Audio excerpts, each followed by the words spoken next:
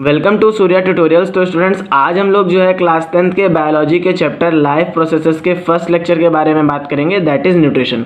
तो स्टूडेंट्स, हम लोग यहाँ पे जो है न्यूट्रिशन के सारे टॉपिक्स को कवर करेंगे। तो चलिए स्टार्ट करते हैं। तो हम लोगों का फर्स्ट टॉपिक क्या है, दैट इज़ इंट्रोडक्शन। तो सबसे पहले स्टूडेंट्स, हम लोगों को ये पता होना चाहिए कि लाइफ प्रोसेसेस क्या होता है, कि व्हाट इज़ लाइफ प्रोसेसेस। तो basic functions and activities perform by living beings to maintain life are called life process. अब ऐसे कॉमन फंक्शंस या ऐसी एक्टिविटीज़ जिनको क्या लिविंग बीइंग्स परफॉर्म करते हैं अपनी लाइफ को मेंटेन करने के लिए, उसको हम लोग क्या बोल देते हैं, उन सारी प्रोसेसेस को या उन सारी एक्टिविटीज़ को हम लोग क्या बोल देते हैं, लाइफ प्रोसेसेस बोल देते हैं। अब अगर स्टूडेंट्स हम लोग यहाँ पे एग्जांपल ले लें, तो जितने भी लिविंग बीइंग्स होते हैं उनकी क्या होती है, उनकी एक पर्टिकुलर डेफिनेट लाइफ साइकिल होती है। तो दैट इज़ व्हाट, ये एग्जांपल हो जाएगा उनकी लाइफ प्रोसेस का।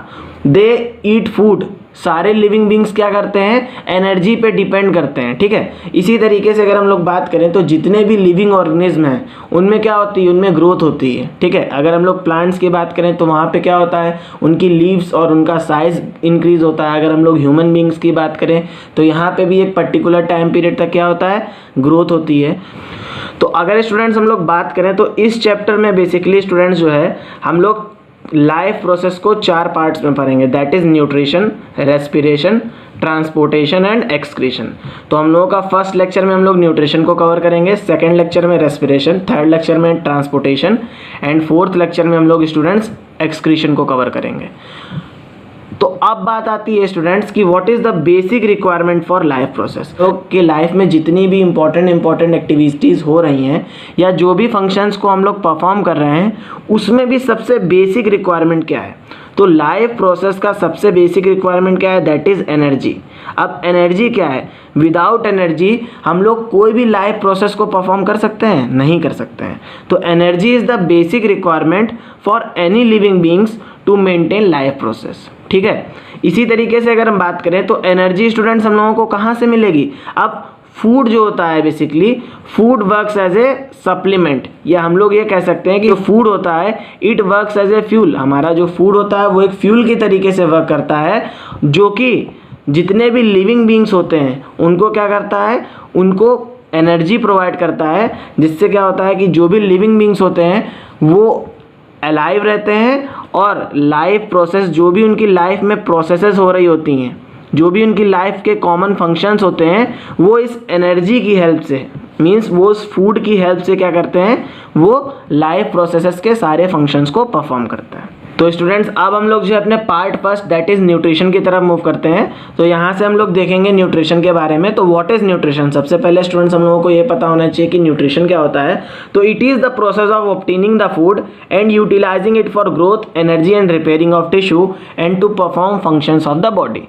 अब न्यूट्रिशन क्या होता है स्टूडेंट्स, न्यूट्रिशन एक ऐसी प्रोसेस है जिसमें जो लिविंग बीइंग्स हैं वो क्या करते हैं, वो फूड को ऑब्टेन करते हैं, और फूड को ऑब्टेन करने के बाद वो क्या करते हैं, उस फूड का वो यूटिलाइजेशन करते हैं in growth, energy and repairing of tissue and also performing other functions of the body. Nutrition एक ऐसी प्रोसेस होती है जिसमें स्टूडेंट्स, जो हमारे लिविंग बीइंग्स होते हैं वो फूड को ऑब्टेन करते हैं और फूड की हेल्प से वो क्या करते हैं, ग्रोथ शो करते हैं, एनर्जी गेन करते हैं, और जो रिपेयरिंग होती है, जो उनके टिश्यूज़ ब्रोकन हो जाते हैं उनकी रिपेयरिंग होती है। तो अब हम लोग बात कर लेते हैं कि न्यूट्रिशन, बेसिकली ये जो वर्ड है ये कहाँ से आया। तो ये जो हमारा न्यूट्रिशन वर्ड है स्टूडेंट्स, ये एक लैटिन वर्ड से आया, दैट इज़ फ्रॉम न्यूट्रिएंट।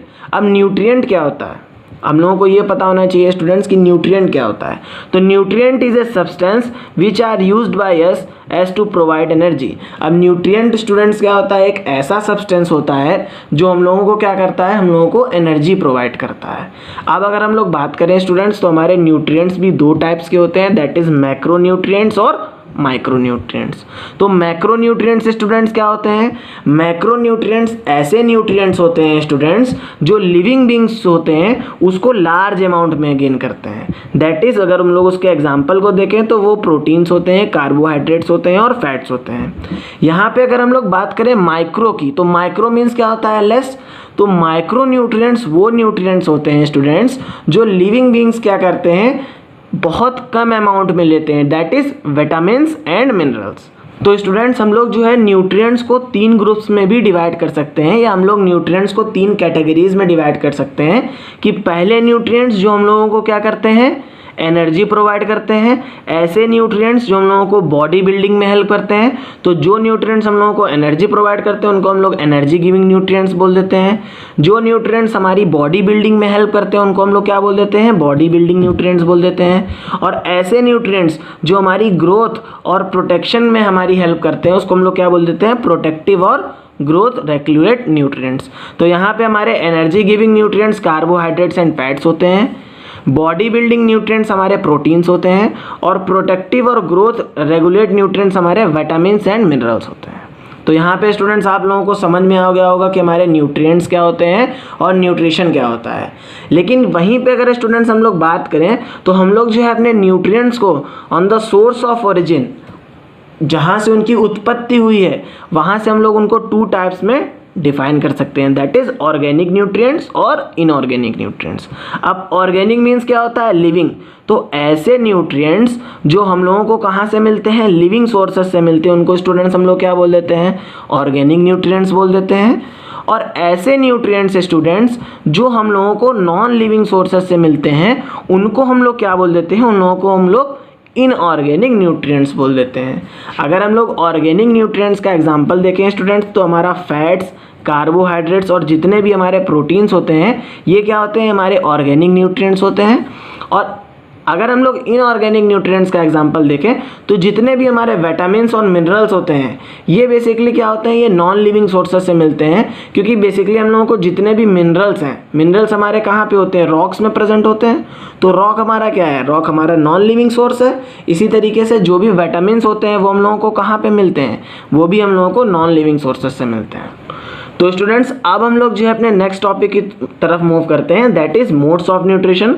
तो अगर हम लोग बात करें स्टूडेंट्स तो हमारे जो मोड्स ऑफ न्यूट्रिशन होते हैं, basically we have 2 modes of nutrition, that is autotrophic nutrition and heterotrophic nutrition. तो हमारे जो ऑटोट्रॉपिक न्यूट्रिशन होते हैं ये फर्दर 2 टाइप्स में डिवाइडेड होते हैं, दैट इज फोटोसिंथेसिस और केमोसिंथेसिस। और हमारे जो हेट्रोट्रॉपिक न्यूट्रिशंस होते हैं ये बेसिकली 3 पार्ट्स में डिवाइड होते हैं, that is holozoic nutrition, saprotrophic nutrition and parasitic nutrition. तो स्टूडेंट सबसे पहले हम लोग क्या करेंगे, सबसे पहले हम लोग जो है मोड ऑफ न्यूट्रिशन के बारे में बात करेंगे कि हमारा मोड ऑफ न्यूट्रिशन की डेफिनेशन क्या होती है। फिर हम लोग जो है ऑटोट्रॉपिक न्यूट्रिशन के बारे में बात करेंगे। उसके बाद हम लोग जब ऑटोट्रॉपिक न्यूट्रिशन को कवर कर लेंगे then we will move towards our next topic that is heterotrophic nutrition. तो स्टूडेंट्स हमारा मोड ऑफ न्यूट्रिशन क्या होता है, तो the various methods by which living organism obtain their food is called mode of nutrition. अब ऐसे different methods जिनकी basis पे जो हमारे लिविंग ऑर्गेनिज्म हैं वो क्या करते हैं, वो अपने खाने को ऑब्टेन करते हैं, उसको हम लोग क्या बोल देते हैं, मोड्स ऑफ न्यूट्रिशन बोल देते हैं। जैसे कि अगर स्टूडेंट्स हम लोग रियल लाइफ का एग्जांपल देखें तो ह्यूमन बींग्स क्या करते हैं, ह्यूमन बींग्स जो होते हैं अपने हैंड से खाना खाते हैं। बट वहीं पे अगर हम लोग बात करें एनिमल्स की तो एनिमल्स के पास हैंड्स तो होते नहीं है, तो they can directly eat their food with the help of their teeth. तो वो अपने खाने को कैसे खाते हैं, वो अपने खाने को डायरेक्टली अपने माउथ की हेल्प से खाते हैं। लेकिन हम लोग क्या करते हैं, हम लोग हैंड की हेल्प से ही खाना को खाते हैं। वहीं पे अगर हम लोग बात करें क्या कहते हैं इंसेक्ट्स की, तो इंसेक्ट्स बेसिकली क्या करते हैं, उनके पास उनके पर्टिकुलर ऑर्गन्स होते हैं। तो मोड्स ऑफ न्यूट्रिशन क्या है कि वो डिफरेंट मेथड्स जिनके बेसिस पे हमारे जो लिविंग ऑर्गेनिज्म हैं वो अपने खाने को ऑब्टेन करें। तो सबसे पहला हमारा क्या है, दैट इज ऑटोट्रॉपिक न्यूट्रिशन। तो ऑटोट्रॉपिक न्यूट्रिशन को समझने से पहले स्टूडेंट्स हम लोगों को पता होना चाहिए कि ऑटोट्रॉप्स क्या होते हैं। तो basically green plants and bacteria and some bacteria, यहाँ पे सम आप लोग लिख लीजिए क्योंकि कुछ ही बैक्टीरिया होते हैं जो अपना खाना खुद बनाते हैं। तो some bacteria makes their own food with the help of inorganic materials called autotrophs. Basically जो हमारे प्लांट्स होते हैं और कुछ बैक्टीरिया होते हैं वो क्या करते हैं, वो अपने खाने को खुद बनाते हैं with the help of inorganic materials that is carbon dioxide and water. तो उन ऑर्गेनिज्म को स्टूडेंट्स हम लोग क्या बोल देते हैं, उन ऑर्गेनिज्म को हम लोग ऑटोट्रॉप्स बोल देते हैं। And the mode of nutrition in autotrophs are called autotrophic nutrition. और जिस मोड में क्या कहते हैं वो लोग जो है न्यूट्रिशन को गेन करते हैं ऑटोट्रॉप्स, उसको हम लोग क्या बोल देते हैं, ऑटोट्रॉपिक न्यूट्रिशन बोल देते हैं स्टूडेंट्स। तो यहाँ पे अगर हम लोग बात करें तो जो स्टूडेंट्स हमारे ऑटोट्रॉप्स होते हैं, बेसिकली ऑटोट्रॉप्स क्या होते हैं, ये प्रोड्यूसर्स कहलाते हैं। बिकॉज ये क्या करते हैं, ये फूड चेन में अगर हम लोग बात करें तो फूड चेन में सबसे पहले जो फूड है वो हमारे ऑटोट्रॉप्स ही बनाते हैं। तो यहाँ पे ऑटो का मतलब आप समझ लीजिए, ऑटो का मतलब क्या होता है सेल्फ, और ट्रॉप्स का मतलब क्या होता है, दैट इज न्यूट्रिशन। हम लोग स्टूडेंट्स बात कर लेते हैं कि जो हमारे ऑटोट्रॉप्स होते हैं ये बेसिकली 2 सब कैटेगरीज में डिवाइडेड होते हैं, that is photosynthesis and chemosynthesis. तो फोटो मीन्स क्या होता है स्टूडेंट्स, फोटो मीन्स लाइट। तो ऐसे ऑर्गेनिज्म जहाँ पे जो है वो अपने फूड को किसकी हेल्प से बनाए, ऐसे ऑर्गेनिज्म जो अपने फूड को लाइट की हेल्प से बनाते हैं, उनको हम लोग क्या बोल देते हैं, उनको हम लोग फोटो ऑटोट्रॉप्स बोल देते हैं। तो हमारे जितने भी प्लांट्स होते हैं ग्रीन, और हमारे कुछ प्रोटिस्ट ये क्या होते हैं, ये ऑटोट्रॉप्स की कंडीशन में आते हैं, ये बेसिकली फोटो ऑटोट्रॉप्स की कंडीशन में आते हैं। अगर हम लोग वहाँ पे केमोसिंथेसिस की बात करें तो केमो मीन्स स्टूडेंट्स क्या होता है, केमिकल। तो ऐसे ऑर्गेनिज्म जो अपने खाने को केमिकल्स की हेल्प से प्रिपेयर करते हैं उनको हम लोग क्या बोल देते हैं, उनको हम लोग केमो ऑटोट्रॉप्स बोल देते हैं। और अगर हम लोग इनके एग्जाम्पल को देखें स्टूडेंट्स तो बेसिकली हाइड्रोजन बैक्टीरिया और आयरन बैक्टीरिया जो होते हैं हमारे एज ए केमिकल की हेल्प से क्या करते हैं, खाने को बनाते हैं। तो स्टूडेंट्स यहाँ पे मैं आपको बता दूं कि केमोसिंथेसिस जो हम लोग जो है 12th क्लास में पढ़ेंगे, उसका नेक्स्ट टॉपिक क्या है स्टूडेंट्स, दैट इज फोटोसिंथेसिस। तो फोटोसिंथेसिस को हम लोग ये भी कह सकते हैं कि हम लोग जो है न्यूट्रिशन इन प्लांट्स पढ़ रहे हैं। तो प्लांट्स में न्यूट्रिशन बेसिकली हम लोगों को कैसे मिलता है, with the help of photosynthesis. तो फोटोसिंथेसिस क्या होता है स्टूडेंट्स, तो process by which plants make their food from carbon dioxide and water in the presence of light using chlorophyll is called photosynthesis. अब फोटोसिंथेसिस स्टूडेंट्स क्या होती है, photosynthesis एक ऐसी प्रोसेस होती है जिसमें प्लांट्स क्या होते हैं, प्लांट्स अपने खाने को बनाते हैं। अब प्लांट्स अपने खाने को कैसे बनाते हैं, तो यहाँ पे क्या करते हैं, ये इनऑर्गेनिक मटेरियल्स का यूज़ करते हैं। अब हमारा कार्बन डाइऑक्साइड और वाटर क्या है, ये एक इनऑर्गेनिक मटेरियल है। तो यहाँ पे लोग क्या कर रहे हैं, ये कार्बन डाइऑक्साइड और वाटर को यूज़ करके with in the presence of sunlight with the help of chlorophyll ये क्या करते हैं, ये अपने खाने को प्रिपेयर करते हैं। तो इस प्रोसेस को हम लोग क्या बोल देते हैं, फोटोसिंथेसिस बोल देते हैं। और इस प्रोसेस में स्टूडेंट्स क्या होता है कि हमारी जो ऑक्सीजन होती है वो as a by product release होती है। तो यहाँ पे स्टूडेंट्स क्या हुआ, यहाँ पे कार्बन डाइऑक्साइड और वाटर ये हमारे क्या थे, ये हमारे इनऑर्गेनिक सब्सटेंसेस थे। और यहाँ पे क्या हुआ, इनका जब हम लोगों ने रिएक्शन किया in the presence of sunlight with chlorophyll. अब क्लोरोफिल क्या होता है स्टूडेंट्स, हम लोग अभी आगे डिस्कस करेंगे, बट क्लोरोफिल हमारे बेसिकली ग्रीन पिगमेंट्स होते हैं जो क्या करते हैं, सोलर एनर्जी को ट्रैप करते हैं। तो यहाँ पे क्या हुआ, when 6 molecules of carbon dioxide reacted with 12 molecules of water it forms C6H12O6। ये क्या होता है, बेसिकली ग्लूकोज होता है। और यहाँ पे 6 मोल्स ऑफ ऑक्सीजन के रिलीज हो रहे हैं, that is why we are calling it whenever photosynthesis occurs there is a release in the oxygen. ठीक है, तो यहाँ पे जो हमारा ये जो प्रोडक्ट बन रहा है दैट इज ग्लूकोज, यही हमारा क्या होता है, ये हमारे प्लांट का फूड होता है। तो हम लोगों ने यहाँ पे स्टूडेंट्स क्या देख लिया कि फोटोसिंथेसिस क्या होता है। तो स्टूडेंट्स हम लोगों का नेक्स्ट टॉपिक क्या है, that is significance of photosynthesis. तो सिग्निफिकेंस ऑफ फोटोसिंथेसिस मीन्स कि फोटोसिंथेसिस स्टूडेंट्स हम लोगों के लिए इतना ज़्यादा इसेंशियल क्यों है। तो स्टूडेंट्स इसका फर्स्ट पॉइंट क्या है, that is it provides food. तो process of photosynthesis occurs in plants are the primary producers in food chain.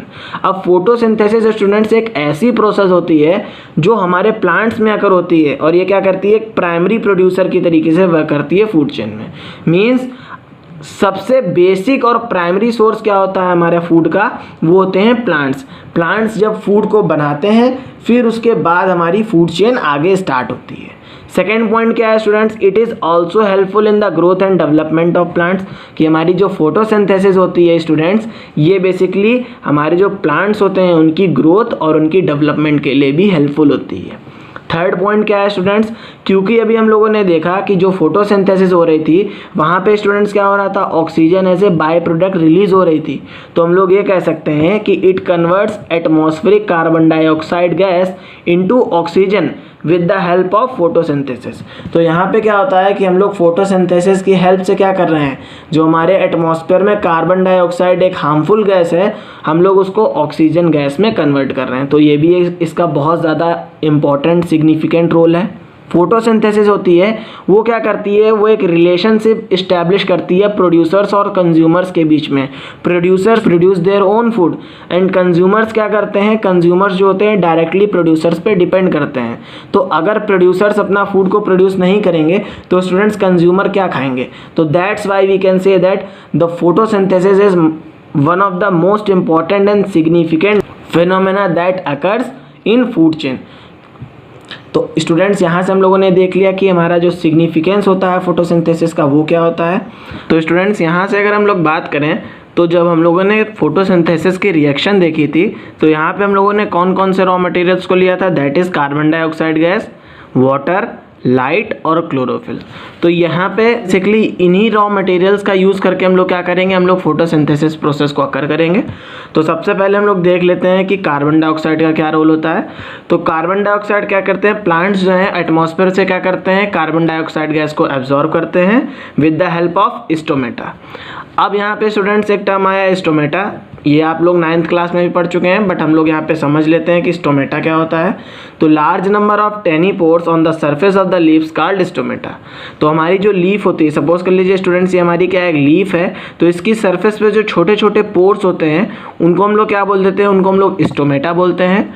और स्टोमेटा का फंक्शन क्या होता है कि हमारा जो स्टोमेटा होता है ये क्या करता है, ये गैसियस एक्सचेंज को कंट्रोल करता है प्लांट्स में। मीन्स ये कार्बन डाइऑक्साइड गैस के अमाउंट को कंट्रोल करता है कि जब फोटोसिंथेसिस अकर होती है तभी हम लोगों को कार्बन डाइऑक्साइड गैस की ज़रूरत पड़ती है।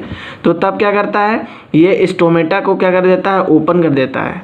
जब हम लोगों को कार्बन डाइऑक्साइड गैस की ज़रूरत नहीं होती है, मीन्स जब हमारा प्लांट जो है फोटोसिंथेसिस नहीं शो कर रहा होता है, तो यहाँ पे क्या होता है, तो हमारा स्टोमेटा क्या होता है, स्टोमेटा हमारा क्लोज रहता है। तो आप समझ में आ गया होगा स्टूडेंट्स कि हमारा स्टोमेटा क्या होता है और उसका फंक्शन क्या होता है। यहाँ पे स्टूडेंट्स अभी मैंने आप लोगों को बताया कि हमारा जो स्टोमेटा होता है जब उसको कार्बन डाइऑक्साइड गैस की ज़रूरत होती है फोटोसिंथेसिस प्रोसेस के लिए तो वो उसको ओपन कर देता है स्टोमेटा को, और जब ज़रूरत नहीं होती है तो क्या कर देता है, वो स्टोमेटा को क्लोज कर देता है। तो ये जो ओपनिंग और क्लोजिंग होती है छोटे छोटे पोर्स की या हमारे स्टोमेटा की, वो किसके द्वारा देखी जाती है या वो किसका फंक्शन होता है, बेसिकली वो हमारे गार्ड सेल्स का फंक्शन होता है। तो हमारे गार्ड सेल्स क्या करते हैं, हमारे गार्ड सेल्स जो होते हैं कंट्रोल करते हैं कि कब हमें स्टोमेटा को ओपन करना है और कब हमें स्टोमेटा को क्लोज करना है। तो यहाँ पे अगर हम लोग देखें तो बेसिकली स्टूडेंट्स मैं आप लोगों को बता दूं कि हमारा जो स्टोमेटा होता है इसका सिंगुलर फॉर्म क्या होता है, स्टोमा होता है। तो यहाँ पे हम लोग क्या कर रहे हैं, हम लोग सिर्फ सिंगल सेल को लेके चलना है, तो बेसिकली हम लोग इसको क्या बोलेंगे, स्टोमा बोलेंगे, और यहाँ पे भी हम लोग इसको स्टोमा बोलेंगे।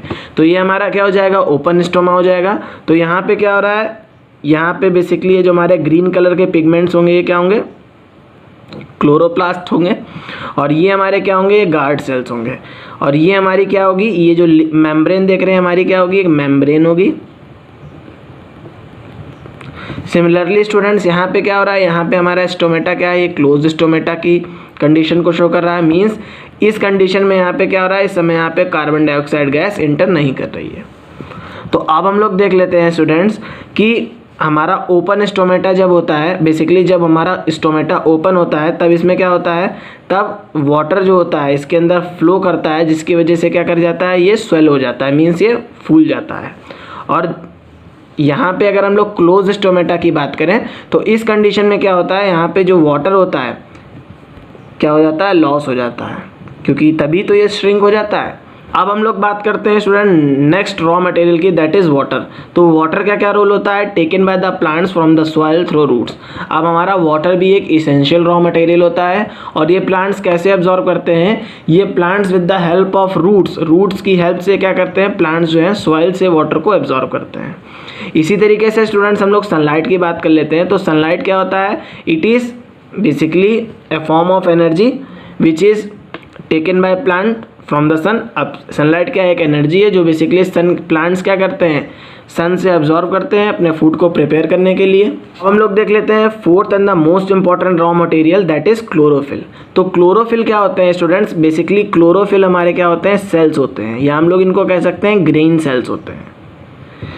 इनको हम लोग ग्रीन सेल्स भी बोल सकते हैं, ग्रीन पिगमेंट्स भी बोल सकते हैं। तो इनका काम क्या होता है, chlorophylls are basically green pigments and they can trap the solar energy. और ये क्या करते हैं, ये सोलर एनर्जी को ट्रैप करते हैं और उसके बाद ये उस सोलर एनर्जी से क्या करते हैं, हमारी जो एनर्जी होती है उसको फूड में कन्वर्ट करते हैं। ठीक, अब क्लोरोफिल भी हमारे जो होते हैं स्ट्रक्चर्स के अंदर प्रेजेंट होते हैं, जिनको हम लोग क्या बोलते हैं, क्लोरोप्लास्ट बोलते हैं। ठीक है, तो chlorophyll is also present inside certain structures that are called chloroplast.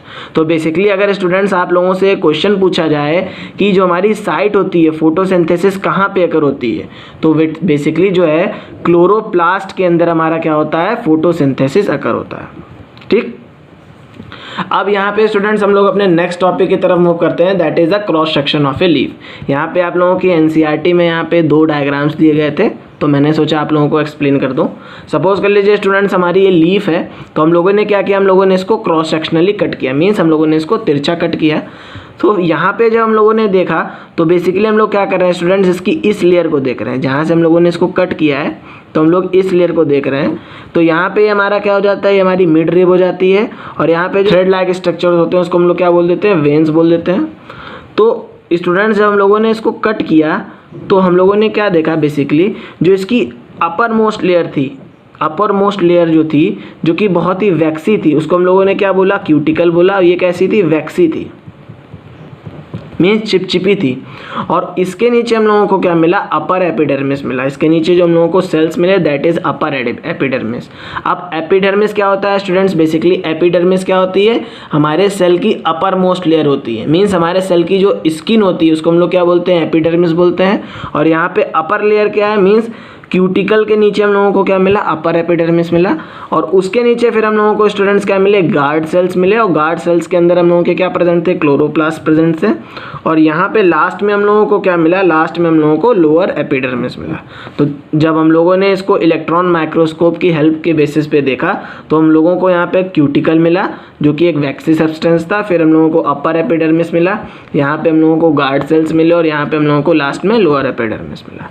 तो इस तरीके से स्टूडेंट्स हम लोगों ने cross section of a leaf भी देख लिया और ये दोनों फिगर्स बहुत इंपॉर्टेंट है, आप लोग इनको ड्रॉ कर लीजिएगा। अब हम लोग जो है स्टूडेंट्स अपने नेक्स्ट टॉपिक की तरफ मूव करते हैं, that is events occur through the process of photosynthesis. अब हमारे जो फोटोसिंथेसिस प्रोसेस होती है इसमें कौन कौन से इवेंट्स अकर होते हैं या कौन कौन सी प्रोसेस इन्वॉल्व होती हैं। तो सबसे पहले स्टूडेंट्स क्या होता है, that is absorption of light energy by the chlorophyll. हमारे क्लोरोफिल क्या होते हैं, बेसिकली जो हमारे ग्रीन पिगमेंट्स होते हैं ये क्या करते हैं, ये लाइट एनर्जी को एब्जॉर्ब कर लेते हैं। सेकेंड प्रोसेस में क्या होता है, conversion of light energy to chemical energy. Second process में जो हमारी लाइट एनर्जी एब्जॉर्ब होती है ये क्या हो जाती है, केमिकल एनर्जी में कन्वर्ट होती है। और उसके बाद जो हमारा वाटर मॉलिक्यूल होता है, सपोज कर लीजिए हमारा वाटर मॉलिक्यूल है, यहाँ पे क्या हो जाता है, इसमें स्प्लिटिंग होती है, दैट इज H2 और ये O2 को फॉर्म करता है। और थर्ड प्रोसेस में स्टूडेंट्स क्या होता है, that is the reduction of carbon dioxide gas to carbohydrates. तो यहाँ पे स्टूडेंट्स अगर हम लोग देखें तो बेसिकली हमारी जो रिएक्शन है यहाँ पे क्या हो रहा है, ये हमारा कार्बन डाइऑक्साइड गैस थी। अब रिडक्शन क्या होता है, रिडक्शन एक ऐसी प्रोसेस होती है स्टूडेंट्स जिसमें हाइड्रोजन का एडिशन हो जाता है। तो अगर हम लोग यहाँ पे देखें तो यहाँ पे क्या हो रहा है, यहाँ पे बेसिकली रिडक्शन ही तो हो रहा है। तो बेसिकली क्या हो रहा है, रिडक्शन ऑफ कार्बन डाइऑक्साइड। यहाँ पे हमारा कार्बन डाइऑक्साइड का रिडक्शन किस में हो रहा है, कार्बोहाइड्रेट में हो रहा है, दैट इज ग्लूकोज। तो इस तरीके से बेसिकली हमारी जो 3 इवेंट्स होते हैं ये 3 प्रोसेस अकर होती हैं हमारी फोटोसिंथेसिस में। अब स्टूडेंट्स हम लोग अपने नेक्स्ट टॉपिक की तरफ मूव करते हैं, that is what are the factors that affect photosynthesis. अब ऐसे कौन कौन से फैक्टर्स होते हैं जो हमारे फोटोसिंथेसिस को इफेक्ट करते हैं। तो पहला फैक्टर स्टूडेंट्स क्या होता है, that is intensity of light. तो हमारी जो लाइट होती है वो क्या करती है, वो फोटोसिंथेसिस के डायरेक्टली प्रोपोर्शनल होती है। मीन्स जितनी ज़्यादा स्टूडेंट्स हमारी इंटेंसिटी ऑफ लाइट होगी उतना ही ज़्यादा क्या होगा, उतना ही अच्छे तरीके से फोटोसिंथेसिस होगा। इसी तरीके से स्टूडेंट्स अगर हम लोग बात करें concentration of carbon dioxide gas की, तो जितना ज़्यादा concentration of carbon dioxide gas होगा उतना ही ज़्यादा अच्छे तरीके से हमारा फोटोसिंथेसिस प्रोसेस होगी। थर्ड हमारा इसेंशियल फैक्टर होता है दैट इज टेम्परेचर। जब भी स्टूडेंट फोटोसिंथेसिस होती है तो फोटोसिंथेसिस के लिए 35 से 40 डिग्री सेल्सियस टेम्परेचर होना चाहिए। 35 डिग्री सेल्सियस पे क्या होता है कि हमारी फोटोसिंथेसिस बेस्ट कंडीशन में होती है। लेकिन अगर हमारा टेम्परेचर 40 डिग्री से ज़्यादा बढ़ जाता है तो यहाँ पे जो हमारी एपिडर्मिस सेल होती हैं अभी मैंने आप लोगों को बताया था स्टूडेंट्स, जो हमारे लीफ होती है उसकी जो लेयर होती है अपर एपिडर्मिस, उसकी जो सेल्स होती हैं वो क्या हो जाती हैं, डिस्ट्रॉय हो जाती हैं। तो इसीलिए हम लोगों का जब भी हम लोगों को फोटोसिंथेसिस करानी हो या जब भी फोटोसिंथेसिस होती हो तो वहाँ पे हम लोगों को 40 डिग्री से ज़्यादा टेम्परेचर को नहीं प्रोवाइड करना है।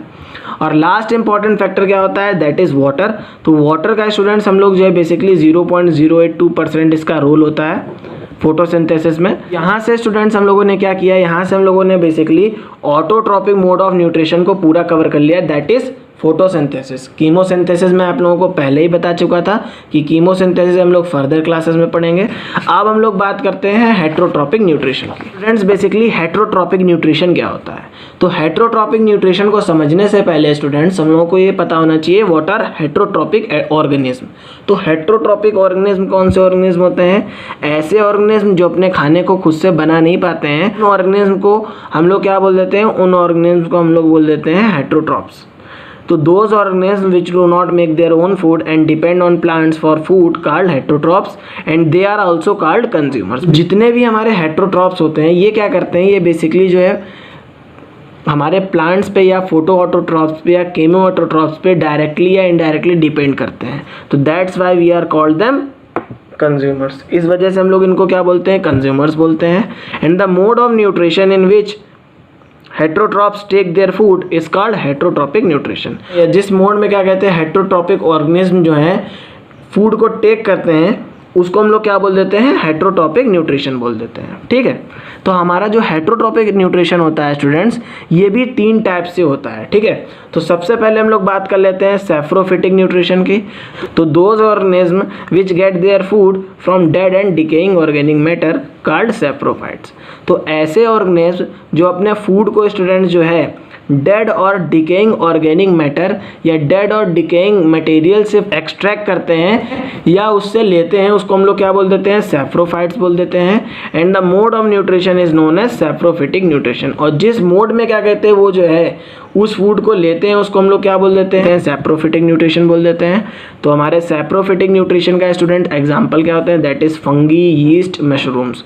तो ये बहुत इंपॉर्टेंट है, आप लोगों को यहाँ पे ये हमेशा जो है एग्जाम्पल्स में इसके एग्जाम्पल्स पूछ देते हैं कि write the examples of saprophytic nutrition. तो you have fungi, yeast and mushrooms. ठीक, इसी तरीके से हम लोग बात कर लेते हैं पैरासिटिक न्यूट्रिशन। तो पैरासिटिक न्यूट्रिशन के बारे में बात करने से पहले सबसे पहले स्टूडेंट्स हम लोगों को पता होना चाहिए कि पैरासाइट्स क्या होते हैं। Those organisms which live inside और outside the body of other organism called host। अब ऐसे ऑर्गेनिज्म स्टूडेंट्स जो किसी दूसरे ऑर्गेनिज्म की बॉडी के अंदर रहते हैं और उन्हीं की बॉडी से क्या करते हैं, फूड को टेक करते हैं, उन ऑर्गेनिज्म को हम लोग क्या बोल देते हैं, पैरासाइट्स बोल देते हैं। And the mode of nutrition by which they get food called parasitic nutrition. और जिस मोड में क्या कहते हैं स्टूडेंट्स जो है वो न्यूट्रिशन को टेक करते हैं तो उसको हम लोग क्या बोल देते हैं, पैरासिटिक न्यूट्रिशन बोल देते हैं। तो स्टूडेंट्स पैरासाइट्स क्या होते हैं, पैरासाइट्स ऐसे ऑर्गेनिज्म होते हैं जो किसी दूसरे ऑर्गेनिज्म की बॉडी के इनसाइड या आउटसाइड रहते हैं और क्या करते हैं, उससे खाने को एक्सट्रैक्ट करते हैं, मीन्स उसके खाने को उसी से लेते हैं, उसको हम लोग क्या बोल देते हैं, पैरासाइट्स बोल देते हैं या होस्ट बोल देते हैं। ठीक, और उस मोड ऑफ न्यूट्रिशन को जिससे वो खाने को लेते हैं उसको हम लोग क्या बोल देते हैं, पैरासिटिक न्यूट्रिशन बोल देते हैं। दैट इज एमीबा और पैरामेशियम। हमारे एमीबा और पैरामेशियम क्या करते हैं, पैरासिटिक न्यूट्रिशन को शो करते हैं। लोग स्टूडेंट्स बात कर लेते हैं होलोजोइक न्यूट्रिशन की। तो होलोजोइक न्यूट्रिशन क्या होता है, तो those organism which feed the whole plant और the whole animal in solid form. अब ऐसे ऑर्गेनिज्म जो पूरे प्लांट और पूरे एनिमल को जो है सॉलिड फॉर्म में, मीन्स कॉम्प्लेक्स फॉर्म में टेक कर लें। तो इसका एग्जाम्पल स्टूडेंट्स क्या होगा, दैट इज जितने भी हमारे एनिमल्स होते हैं और जितने भी हमारे ह्यूमन बींग्स होते हैं वो क्या करते हैं, होलोजोइक न्यूट्रिशन को शो करते हैं। और ये जो हमारा होलोजोइक न्यूट्रिशन होता है ये जो होता है 5 स्टेपिक होता है। मीन्स क्योंकि हम लोग यहाँ पे क्या करते हैं, यहाँ पे हम लोग कॉम्प्लेक्स फूड को टेक करते हैं। तो ये जो कॉम्प्लेक्स फूड होता है ये 5 प्रोसेस के बाद क्या करते हैं, हम लोग इससे जो है एनर्जी को एक्सट्रैक्ट कर सकते हैं। दैट इज सबसे पहले इंजेशन होता है, सेकेंड प्रोसेस हमारी डाइजेशन होती है, थर्ड प्रोसेस में एब्जॉर्प्शन होता है, फोर्थ प्रोसेस में एसिमिलेशन होता है और फिफ्थ प्रोसेस में हमारा क्या होता है, इजेशन होता है। तो हमारा होलोजोइक न्यूट्रिशन होता है वो फूड के नेचर पे 3 टाइप्स का होता है, that is herbivorous, carnivorous and omnivorous. तो हर्बीवोरस क्या होते हैं? ऐसे ऑर्गेनिज्म जो सिर्फ और सिर्फ ग्रीन प्लांट्स को टेक करते हैं, उनको हम लोग क्या बोल देते हैं? हर्बीवोरस बोल देते हैं। कार्निवोरस क्या होते हैं? ऐसे ऑर्गेनिज्म जो क्या करते हैं? सिर्फ और सिर्फ फ्लैश पे डिपेंड करते हैं, उनको हम लोग क्या बोल देते हैं? कार्निवोरस बोल देते हैं। और ओमनीवोरस हमारे क्या होते हैं? ओमनीवोरस हमारे ऐसे ऑर्गेनिज्म होते हैं जो कि प्लांट्स और एनिमल्स दोनों का टेक करते हैं, ऑर्गेनिज्म को हम लोग क्या बोल देते हैं? ओमनीवोरस बोल देते हैं। स्टूडेंट्स, इस तरीके से हम लोगों ने क्या किया? हम लोगों ने होलोजोइक न्यूट्रिशन के बारे में बात कर ली।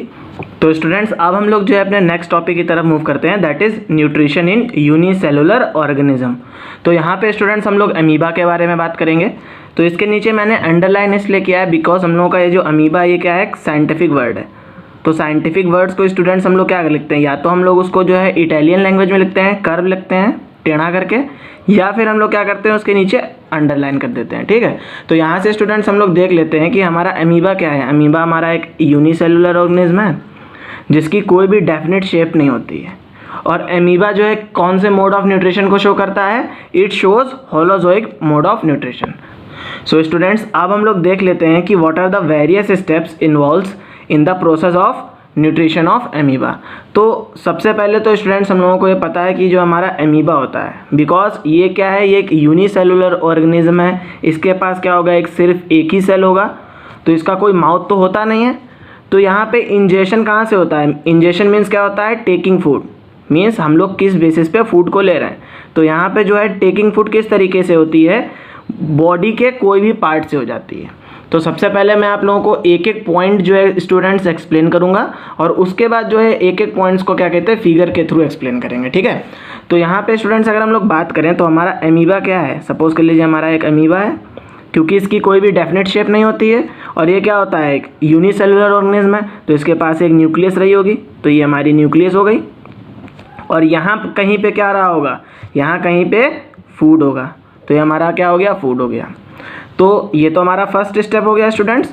अब सेकंड स्टेप में क्या हुआ कि सेकंड स्टेप में स्टूडेंट्स क्या हुआ कि इंजेशन कहाँ से हो रहा है? इंजेशन अकर हो रहा है with the help of pseudopodia. अब स्यूडोपोडिया क्या होता है? स्यूडो मीन्स क्या होता है स्टूडेंट्स? फॉल्स, और पोडिया मीन्स क्या होता है? फिंगर्स। मीन्स ये जो फिंगर लाइक प्रोजेक्शंस होते हैं, यहाँ पे स्टूडेंट्स आप लोग जो है ये फिंगर लाइक प्रोजेक्शंस देख रहे हैं, इनमें क्या होता है? इनमें लोकोमोशन होता है, जिसकी वजह से क्या होता है?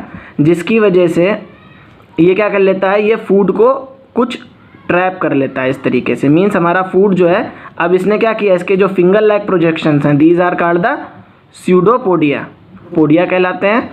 और यहाँ पे हमारा क्या होगा? यहाँ पे हमारा न्यूक्लियस होगा। ये स्यूडोपोडिया क्या करता है? स्यूडोपोडिया जो है एक कप लाइक स्ट्रक्चर को फॉर्म करता है, जिसको हम लोग क्या बोलते हैं? फूड कप बोलते हैं। तो बेसिकली स्टूडेंट्स यहाँ पे स्यूडोपोडिया ने क्या किया? स्यूडोपोडिया ने एक कप लाइक स्ट्रक्चर को फॉर्म किया, और जिसके अंदर उसका क्या था? जिसके अंदर बेसिकली उसने फूड को ट्रैप कर लिया। अब ये क्या करेगा?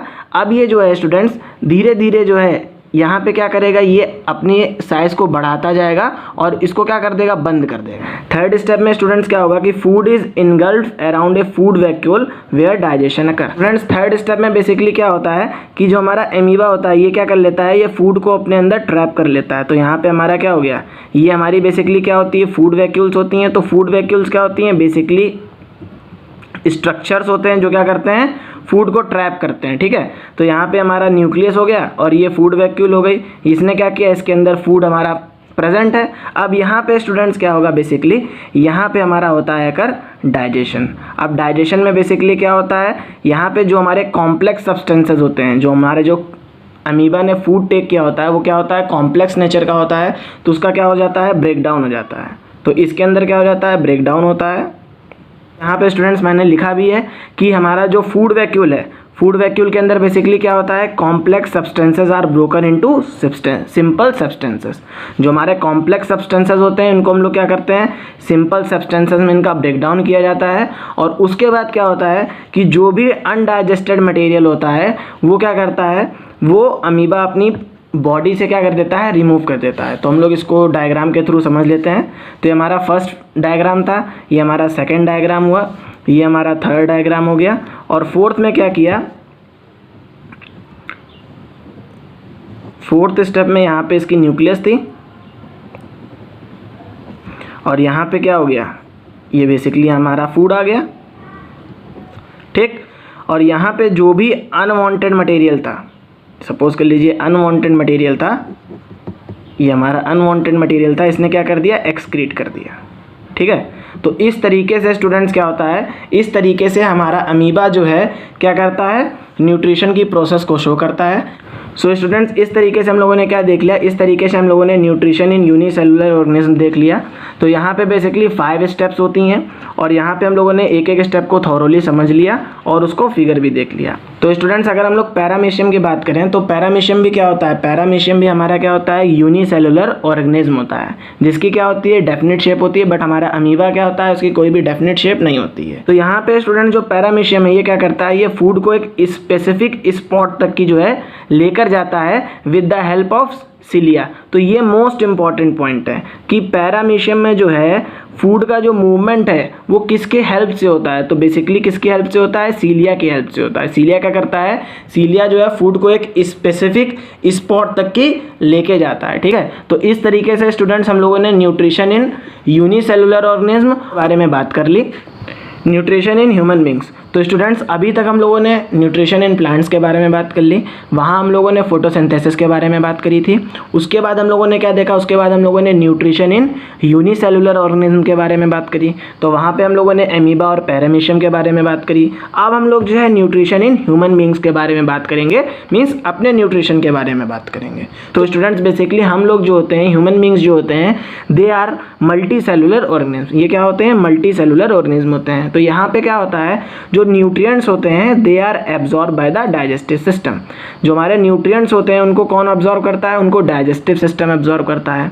अब डाइजेस्टिव सिस्टम क्या होता है, तो डाइजेस्टिव सिस्टम एक ऐसी प्रोसेस होती है स्टूडेंट्स जहाँ पे जो हम लोग कॉम्प्लेक्स फूड टेक करते हैं, जो भी हमारा कॉम्प्लेक्स फूड होता है उसका ब्रेकडाउन होता है और ब्रेकडाउन होने के बाद जो है उसका क्या होता है, एब्जॉर्प्शन होता है और वो हमारे ब्लड के थ्रू जो है different parts of the body में ट्रेवल करता है।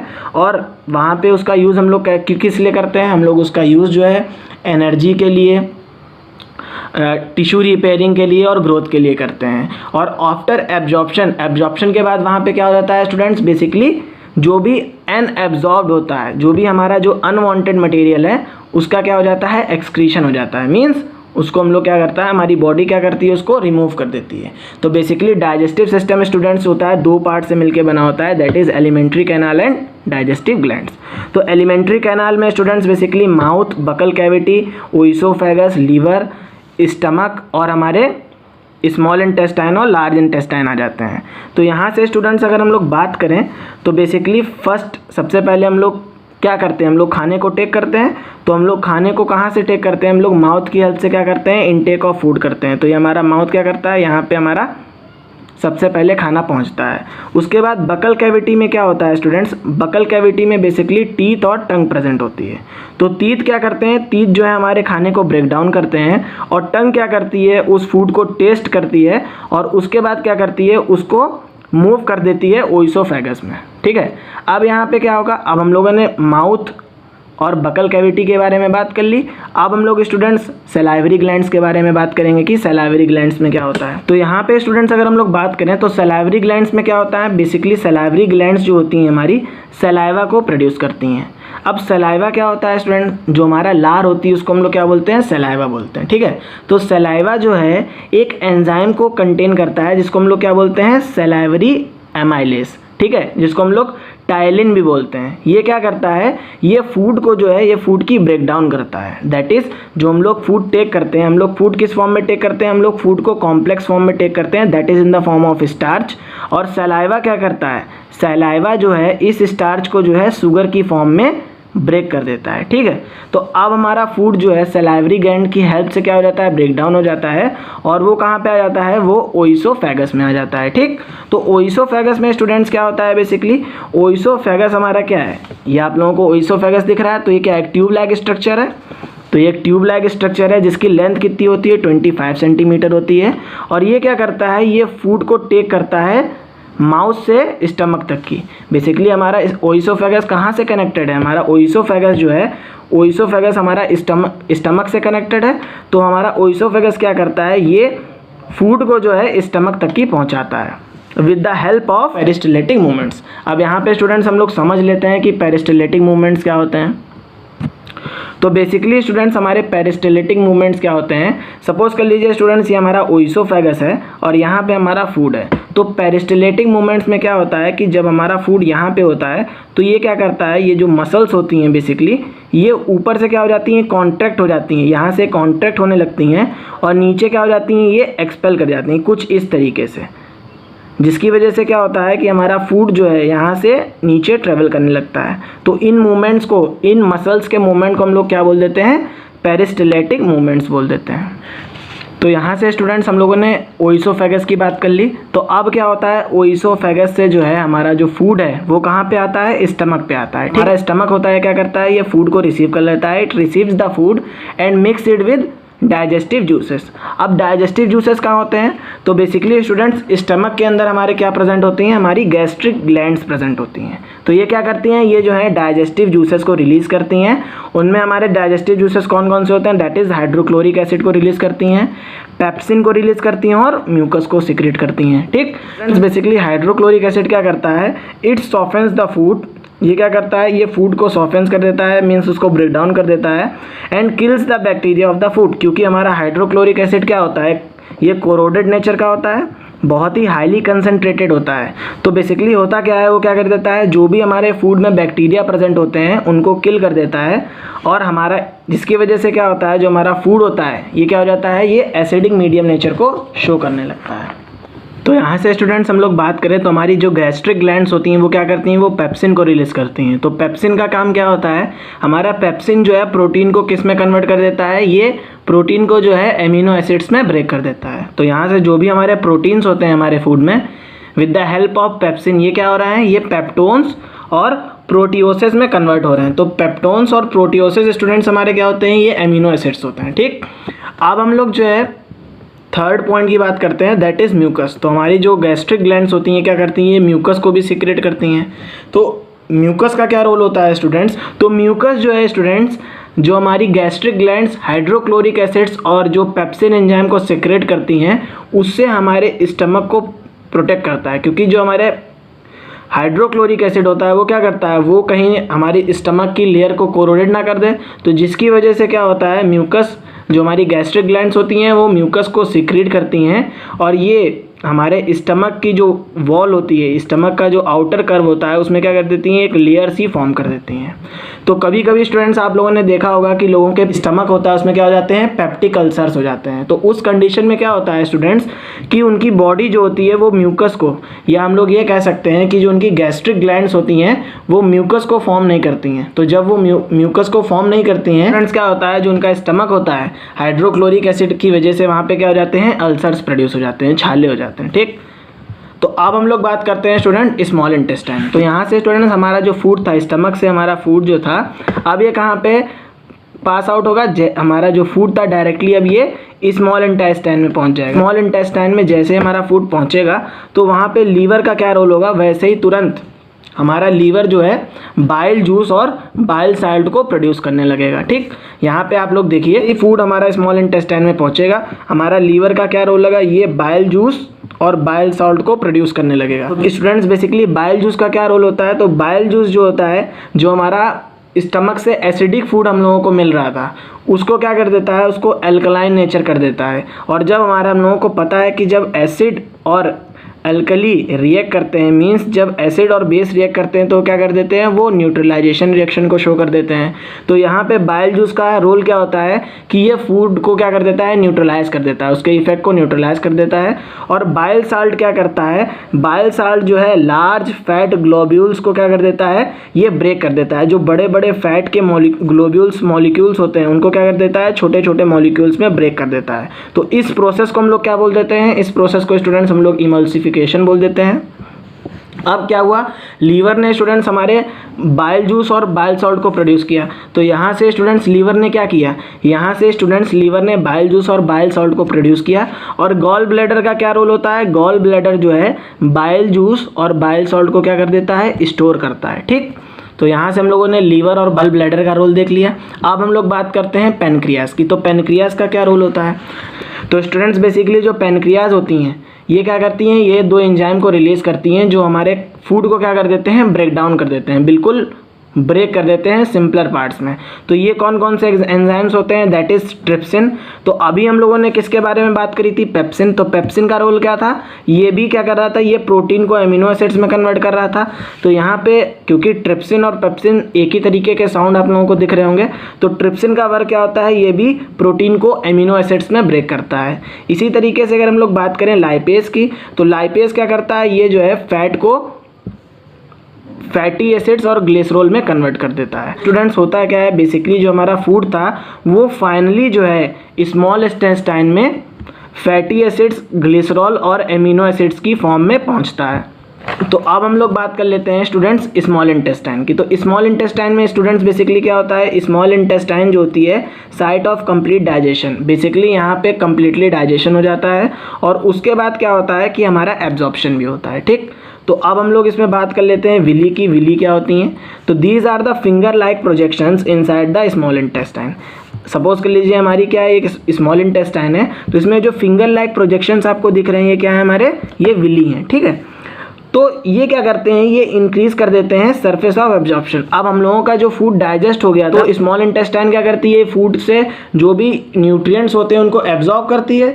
तो बेसिकली ये क्या करते हैं, विली क्या कर देते हैं, ये जो सरफेस एरिया होता है एब्जॉर्प्शन का उसको क्या कर देते हैं, बड़ा कर देते हैं। ठीक है, तो villi supplies the food to the blood vessels and the blood vessels take the food to each every cell.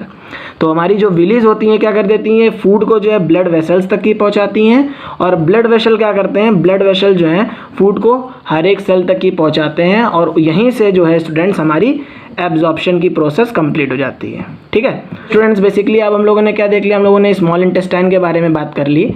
अब हम लोग बात करते हैं लार्ज इंटेस्टाइन की। तो यहाँ पे स्टूडेंट्स जो भी हमारा फूड होता है, बेसिकली हमारी ह्यूमन बॉडी जो है उसको कम्प्लीटली डाइजेस्ट तो करती नहीं है, उसमें जो भी अनवांटेड मटेरियल्स होते हैं उनको क्या करती है, वो रिलीज़ कर देती है। तो बेसिकली लार्ज इंटेस्टाइन क्या करती है, लार्ज इंटेस्टाइन का यही रोल होता है। तो unabsorb food is sent to the large intestine. तो जो भी अनवांटेड मटेरियल होता है, फूड का बचा कुचा जो भी मटेरियल होता है वो कहाँ पे जाता है, वो लार्ज इंटेस्टाइन में जाता है। और लार्ज इंटेस्टाइन में क्या होता है, लार्ज इंटेस्टाइन जो है उससे जो भी वाटर होता है उसको क्या करती है, एब्जॉर्ब कर लेती है। ठीक है, बाद में कहाँ पे जाता है स्टूडेंट्स, बेसिकली बाद में लार्ज इंटेस्टाइन से कहाँ पे जाता है, रेक्टम और एनएस पे।